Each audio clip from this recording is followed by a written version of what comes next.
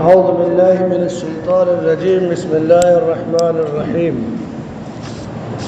إن للمتقين مفازا حدائق وأعنابا وكواعب أترابا وكأسا دهاقا لا يسمعون فيها لغوا ولا كذابا جزاء من ربك عطاء حسابا.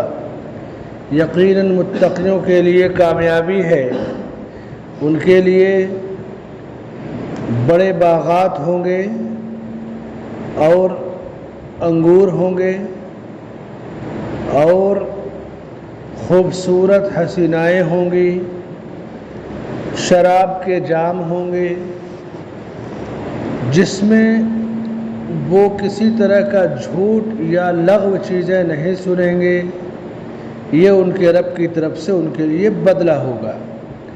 سورہ النبا کی یہ 31 سے 36 یہ چند آیتیں ہیں.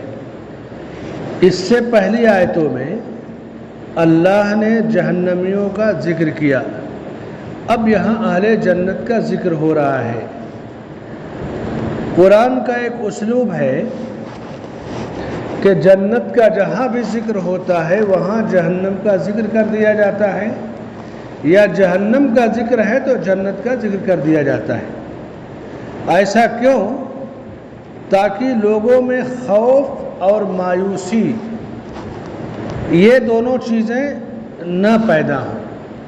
یعنی خوف جہنم کا ہو، لیکن خوف جب بہت زیادہ ہوگا تو مایوسی پیدا ہو جائے گی کہ یار کیا فائدہ عبادت کرنے سے، ہم تو گنہگار ہیں، جہنمی ہیں. فوراً جنت کا ذکر ہوتا ہے کہ بندو مایوس نہ ہو. یا اسی طرح سے کبھی کبھی ضرورت سے زیادہ امید کہ جنت تو ہمارے باپ دادا کی چیز ہے، ہم کو تو جانا ہی جانا ہے.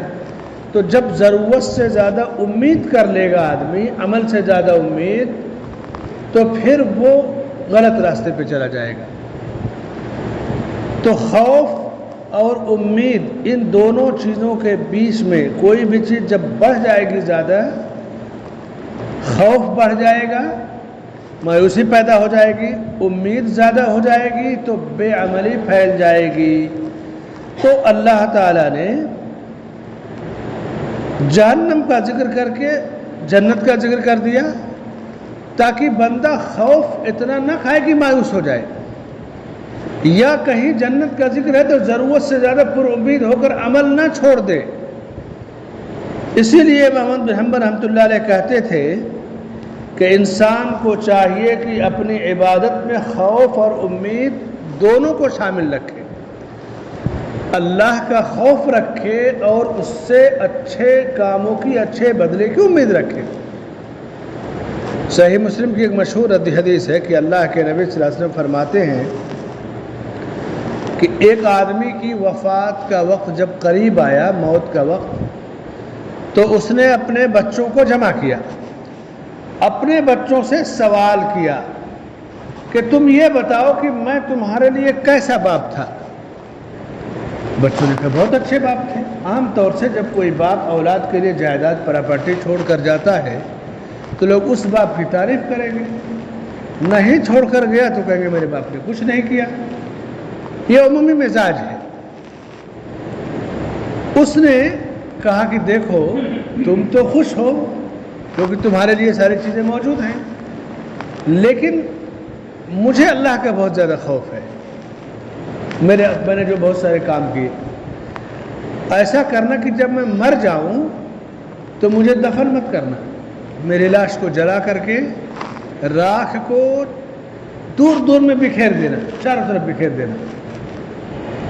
اس کے مرنے کے بعد بچوں نے ایسا ہی کیا، دفن کرنے کے بجائے جلا کر راکھ کو بکھیر دیا. اللہ کا معاملہ ہے کہ جب اللہ کسی کام کو کرنا چاہتا ہے تو کہتا ہے کن فیکون. انما امرہ اذا اراد شیئا ان یقول له کن فیکون. جب اللہ کوئی کام کرنا چاہے، کوئی فیصلہ کرنا چاہے تو کہتا ہے ہو جا، وجود میں آ جا، وہ چیز آ جاتی ہے. اب اس کے مرنے کے بعد اس کو جلا کے راکھ بکھیر دی گئی، اللہ نے حکم دیا کن، اور وہ کھڑا ہو گیا اللہ کے سامنے. اللہ نے اس سے پوچھا کہ میرے بندی یہ بتا کہ تم نے ایسا کیوں کیا، کیا وجہ تھی کہ تم نے اس طرح کا حکم دیا؟ کہا کہ میرے رب، میرے پاس گناہ اتنے زیادہ تھے کہ میں تیرے سامنے پیش ہونے سے ڈر رہا تھا، خوف محسوس کر رہا تھا، لیکن تیری رحمتوں کی امید بھی ہے۔ تو اللہ نے اس خوف اور امید کی وجہ سے اسے جنت میں داخل کیا۔ خوف بھی ہونا چاہیے تاکہ آدمی بے عمل نہ ہو، امید بھی ہونی چاہیے۔ تو فرمایا کہ ان للمتقین مفازا، یقیناً متقیوں کے لیے کامیابی ہے۔ یہ متقی کون ہے؟ تقوی اور متقی کس کو کہتے ہیں؟ متقی کا مطلب کہ زندگی میں ایسے کام کرے جس کے ذریعے اللہ کے عذاب سے بچ سکے، اللہ کے حکم کی پابندی کرے، جن چیزوں سے اللہ نے روک دیا اس سے رک جائے، اسی کو کہتے ہیں تقوی۔ واتقوا اللہ لعلکم تفلحون، جگہ جگہ فرمایا یا ایھا الذین آمنوا اتقوا اللہ، لوگو تم اللہ سے ڈرو، اللہ کا خوف پیدا کرو۔ صحابی رسول ابو ہریرہ رضی اللہ عنہ سے سوال کیا گیا، مت تقوی، تقوی کس کو کہتے ہیں، تقوی کی تعریف کیا ہے؟ تو انہوں نے سوال کرنے والے سے سوال کیا، الزامی جواب دیتے ہوئے سوال کیا، اقطعت الطریق، یہ بتاؤ تم راستہ چلتے ہو؟ کہا ہاں۔ کہا راستے میں کنکر آئے، پتھر آئے، کانٹے آئے، یا آج کے دور میں گڑھے وغیرہ پڑ جاتے ہیں، بمبئی وغیرہ میں دیکھیں کتنے حادثات ہوتے ہیں، گڈھے میں بائک گری، آدمی مر گیا۔ تو کہا جب راستے میں کانٹے پتھر آتے ہیں تو کیا کرتے ہو؟ کہا اپنا دامن بچا کے دائیں بائیں سے نکل جاتا ہوں تاکہ مجھے کانٹا نہ ڈھسے، مجھے ٹھوکر نہ لگے۔ یا آج کے دور میں گڑھا آیا تو گاڑی چلانے والا دائیں بائیں سے نکل جاتا ہے۔ کہا یہی تقوی ہے کہ زندگی میں انسان کے گناہ کے بہت سارے مواقع آتے ہیں، ایک مالدار کے پاس عیاشی کے، بدکاری کے، شراب پینے کے موقع ہاتھ آتا ہے، کوئی نہیں روک سکتا، لیکن اللہ کے خوف سے وہ رک گیا، یہی تقوی ہے۔ ایک آدمی صبح سو رہا ہے، کسی کی ہمت نہیں کہ اسے جگائے، لیکن اس لیے اٹھا کہ اسے اپنے رب کے سامنے پیش ہونا ہے اور نیند چھوڑ کر کے آگے نماز پڑھنے، یہ تقوی ہے۔ اللہ کے حکم کی پابندی کرنا، اللہ نے جن چیزوں سے منع کیا ان سے رک جانا، یہی تقوی ہے۔ اور متقیوں کے لیے اللہ نے بہت سارے انعامات رکھے ہیں۔ وَمَن يَتَّقِ اللَّهَ يَجْعَل لَّهُ مَخْرَجًا، فرمائے کہ جو اللہ سے ڈرتا ہے، اللہ کا خوف دل میں رکھتا ہے، تقوی اختیار کرتا ہے، اللہ تعالیٰ اس کے لیے مصیبتوں سے نکلنے کا راستہ پیدا کر دیتا ہے، اس کو ایسی جگہ سے روزی دیتا ہے جس کے بارے میں سوچ بھی نہیں سکتا ہے۔ یہ تقوی کا فائدہ ہے۔ دنیا میں تقوی سے بڑا ہتھیار کوئی نہیں۔ جب اللہ کے نبی صلی اللہ علیہ وسلم سے پوچھا کہ اسلام کی سب سے بہتر شکل کیا ہے، تو کہا اللہ کا تقوی اور بہترین اخلاق۔ اللہ کا تقوی بندے اور رب کے درمیان تعلقات کو مضبوط کرے گا، اور بہترین اخلاق و کردار بندے کا بندوں سے تعلق مضبوط کرے گا۔ تو تقوی اللہ و حسن الخلق۔ تو فرمایا کہ ان للمتقین مفازا، متقیوں کے لیے کامیابی ہے، وہ جہاں ہیں کامیابی چل کر ان کے پاس آتی ہے، اور جب کامیابی مل جائے گی تو پھر انعام کیا ہے؟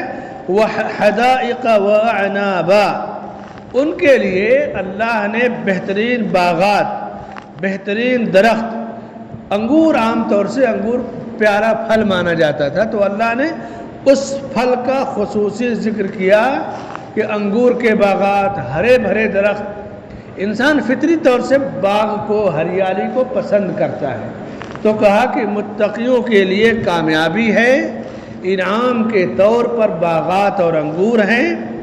اور انسان کے پاس جب باغات ہے، عیش و عشرت کی چیزیں ہیں، تو پھر آدمی سوچے کہ میرے پاس اچھی بیویاں، خوبصورت بچے، اچھے لائق بچے بھی ہو، تو کہا ان کے لیے خوبصورت بیویاں بھی ہوں گی، تاکہ وہ اپنے دل کو بھی بہلائے، ذہن کو بھی بہلائے، اور یہ اللہ کی طرف سے انعام ہوگا۔ وَكَأْسًا دِهَاقًا، جو شراب دنیا میں حرام ہے تقوی اختیار کرنے والے بندے نے اس لیے چھوڑ دیا کہ حرام ہے، تو جس نے دنیا میں اللہ کے حکم کو مانا اور اللہ کی حرام کی چیزوں سے دور رہا تو اللہ اسے بہترین قسم کی شراب پلائے گا جس میں نشہ نہیں ہوگا۔